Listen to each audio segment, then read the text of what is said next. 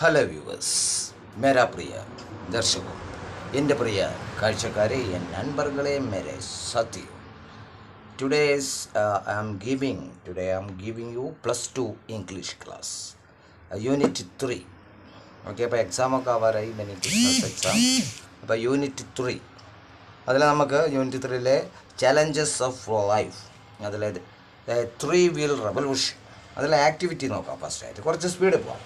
അപ്പോൾ first activity, what qualities do you think should an entrepreneur possess? അപ്പോൾ എന്ത് ഗുണങ്ങളായിരിക്കണം ഒരു സംരംഭകന് ഉണ്ടായിരിക്കേണ്ടത് എന്നാണ് ചോദ്യം. അപ്പോൾ നമുക്ക് പറയാം, entrepreneur is one who sees an opportunity and puts conscious efforts to make its enterprises. അപ്പോൾ എന്താണെന്ന് പറഞ്ഞ ഒരു സംരംഭകന് എന്തായിരിക്കണം? അദ്ദേഹം സീസ് ആൻ ഓപ്പർച്യൂണിറ്റി, ഒരു ഓപ്പർച്യൂണിറ്റി കണ്ടെത്തണം, and puts conscious efforts to make it an enterprise. എന്നിട്ട് അതൊന്ന് അദ്ദേഹത്തിൻ്റെ ബോധപൂർവമായിട്ടുള്ള അദ്ദേഹത്തിൻ്റെ ആ തിങ്കിങ്ങിൽ കൂടി അതൊരു സംരംഭമായി, നല്ലൊരു സംരംഭമായി ഉയർത്തിക്കൊണ്ടുവരണം. Then he should have courage, vision and other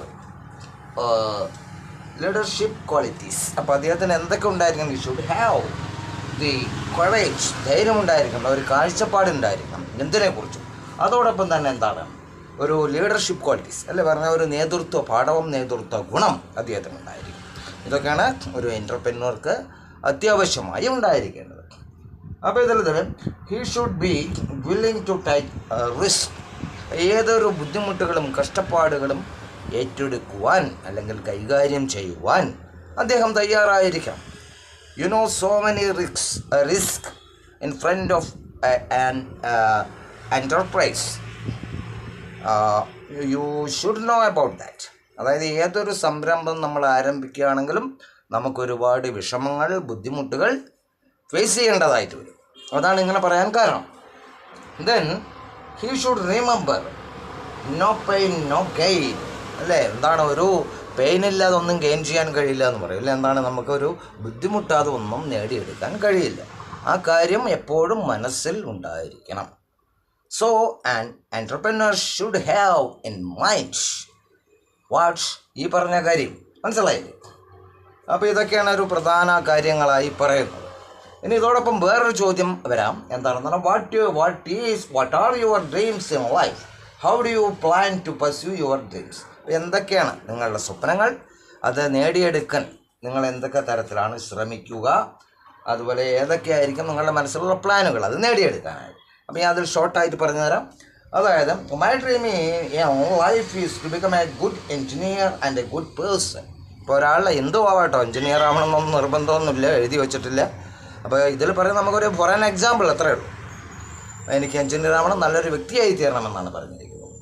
I will study hard and try to get high marks in mathematics, physics and chemistry. അപ്പോൾ എഞ്ചിനീയറാണ്, അപ്പോൾ ഞാൻ വളരെ കഠിനമായി അധ്വാനിക്കും, ഈ പറയുന്ന 3 വിഷയങ്ങളിലും നല്ല മാർക്ക് വാങ്ങാൻ ശ്രമിക്കും, അല്ലെങ്കിൽ വാങ്ങിയിരിക്കും.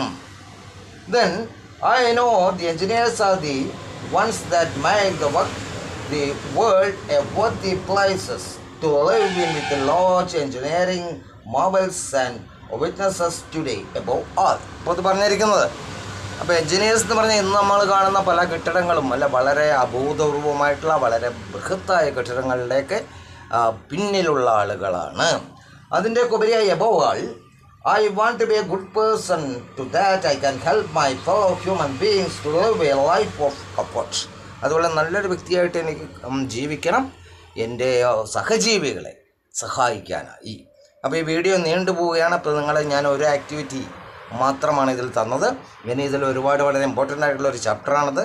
So I will give you the continuing parts. Okay, then see U.